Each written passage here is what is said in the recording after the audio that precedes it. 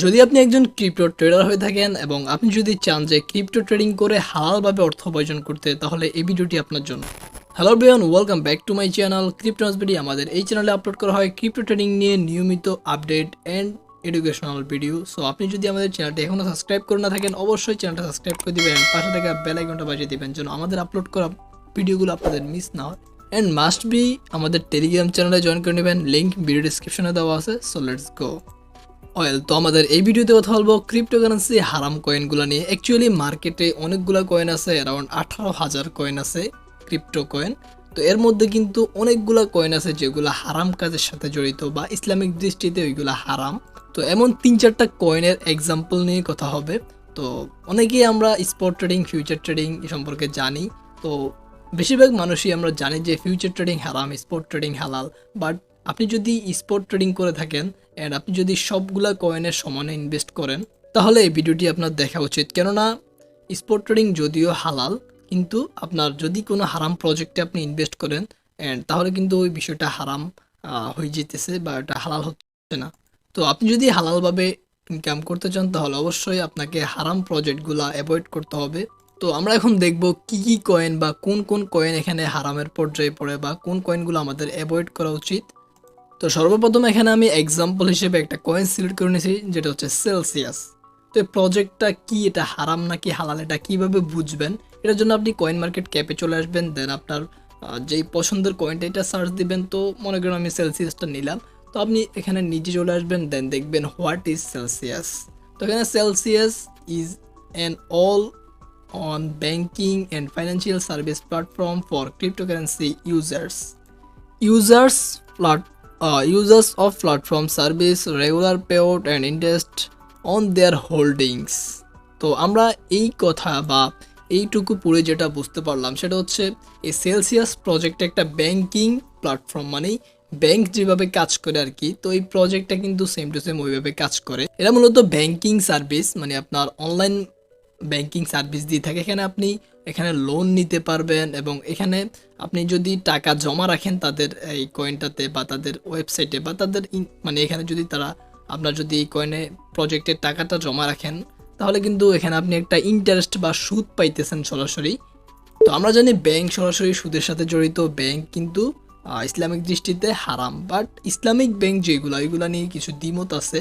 তো এই প্রজেক্টটা মূলত ব্যাংকিং কার্যক্রমের সাথে জড়িত, সুদ, তারপরে লোন, এগুলোর সাথে এটার কাজ। তো যেহেতু এটা একটা ব্যাংকিং প্ল্যাটফর্ম, তো এখানে যদি আমরা ইনভেস্ট করি, তো আমরা ইনভেস্ট করা মানেই কোম্পানিটাকে আমরা সাপোর্ট করতেছি, আর সাপোর্ট করা মানেই আমরা কোনো হারাম প্রজেক্টকে সাপোর্ট করতেছি। সো এটা আমাদের জন্য অবশ্যই হারাম হবে। তো 2 নম্বরে এখানে আমি আরো একটা এক্সাম্পল নিয়েছি, সেটা হচ্ছে আবে। তো আপনি যদি এইভাবে আপনার আবেতে একটু নিচে চলে আসেন, দেন এখানে যে হোয়াট ইজ অ্যাবে লেখেন, তাহলে Aave is a decentralise finance protocol and allows people lend borrow crypto. মানে আপনার এখানে অ্যাবেটাও প্রায় same to same banking platform. এখানে আপনার ল্যান্ডিং এবং ব্রোয়িং করতে পারবেন। তো এগুলো হচ্ছে মূলত হারাম। আপনার স্ট্যাকিং, তারপরে ল্যান্ডিং, ব্রোয়িং, তারপর লিকুইডি প্রোভাইড, এগুলা কিন্তু এক প্রকার হারাম। বাট লিকুইডি প্রোভাইডের ক্ষেত্রে কথা আছে, এখানে লিকুইডি প্রোভাইড করার ফলে যদি আপনি সুদ না পান তাহলে কিন্তু এটা আপনার হারাম হবে না। যদি আপনি লিকুইড প্রোভাইড করার মাধ্যমে সুদ পান তাহলে ওইটা হারাম হবে। তো আবে কি করে, যারা আর কি আবেতে ইনভেস্ট করে, তাই আবে ওই ইনভেস্টরদের টাকাকে অন্য পিপলকে বা অন্য পার্সন যারা লোন নিতে চায় তাদেরকে লোন দেয়, অ্যান্ড তারা আবে কোম্পানি ওদের থেকে একটা ভালো পরিমাণ সুদ নেয়। তো যারা আর কি এখানে ইনভেস্ট করছে, আবেতে ইনভেস্ট করছে, ওই সুদের অংশ থেকে যারা ইনভেস্ট করছে তাদেরকে আবার পে করে। তো মানে সেম টু সেম ব্যাংক যেভাবে করে আর কি।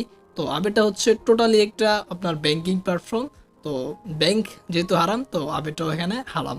তো এখানে আমি মূলত 5টা এক্সাম্পল দিব, 5টা কয়েনের এক্সাম্পল। তো এটা হচ্ছে 3rd নাম্বার, মুভি ব্লগ। তো এখানে এই প্রজেক্টটা কেন, মানে আপনার এটা কী নিয়ে কাজ করে? তো এটা হচ্ছে একটা ডিসেন্ট্রালাইজ মুভি শেয়ারিং প্ল্যাটফর্ম। তো আমরা জানি যে মুভি হচ্ছে বা মুভি দেখা বা মুভি মূলত এটা ইসলামের দৃষ্টিতে হারাম। তো যেহেতু এই কোম্পানিটার মূলই হচ্ছে মুভি শেয়ারিং, তারা মুভি শেয়ার করে অ্যান্ড তারা আয় করে মূলত এভাবে। তো যেহেতু এই কোম্পানিটা আমাদের ইসলামিক দৃষ্টিতে হারামের সাথে জড়িত, সো আমরা যদি এই প্রজেক্টে ইনভেস্ট করি বা তাহলে কিন্তু আমাদের সাপোর্টটা কিন্তু আমরা তাদেরকে দিতেছি। তো যে সকল প্রজেক্ট মুভি শেয়ারিং, তারপরে জুয়া খেলা, তারপরে আপনার ড্রাগ এই সকল সাথে জড়িত, ওইগুলা কিন্তু হারাম প্রজেক্ট। ওইগুলা থেকে আমাদের দূরে থাকতে হবে যারা আর কি হালালভাবে অর্থ উপার্জন করতে চান। নাম্বার 4, ডিসেন্ট্রাল্যান্ড। তো এইটা দেখে হয়তো অনেকে অবাক হতে পারেন যে এটা কেন হারাম হইতে পারে।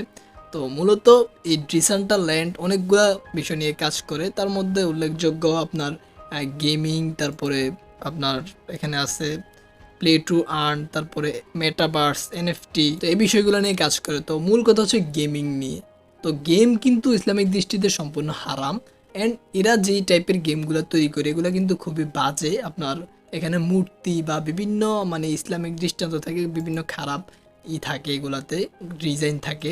এই তো এই মানা টাইপের যতগুলো কয়েন আছে, যেমন মানা, স্যান্ডবক্স, তারপরে ইঞ্জিন, ডিএ আর তারপরে গালা, তো এই টাইপের যেগুলা কয়েন আছে যেগুলা মূলত গেমিং নিয়ে কাজ করে, তো তাদের কিন্তু তাদের এগুলা থেকে আপনাদের দূরে থাকে বেটার। কেননা এগুলা যেহেতু গেমিংয়ের সাথে জড়িত, এগুলোতে ইনভেস্ট করাটা উচিত হবে না, বিকজ অফ গেমিং ইসলামের দিক থেকে হারাম। Number 5 example, PancakeSwap. তো প্যানকেক সোয়াপ হচ্ছে একটা ডিসেন্ট্রালাইজ এক্সচেঞ্জ। তো এখন কথা হচ্ছে এটা তো ডিসেন্ট্রালাইজ এক্সচেঞ্জ, এটা কেন হারাম হবে?